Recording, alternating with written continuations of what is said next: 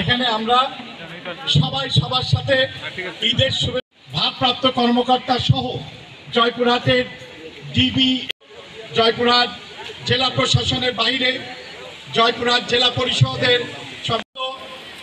চিকিৎসকবৃন্দ, আজকে প্রত্যেকেই এই ভিন্ন ধর্মী রাজনৈতিক দলের নেতৃবৃন্দ, বিএনপির নেতৃবৃন্দ, জয়পুরহাট ব্যবস্থা আছে।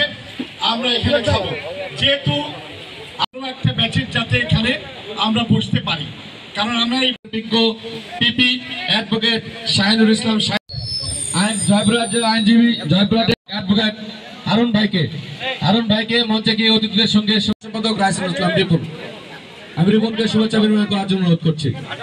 নাগরিক পার্টি তাদেরকে মঞ্চে গিয়ে অতিথিদের সঙ্গে ঈদের শুভেচ্ছা বিনিময় করা। ফয়সাল আলীম ভাইয়ের পক্ষ থেকে ঈদের শুভেচ্ছা।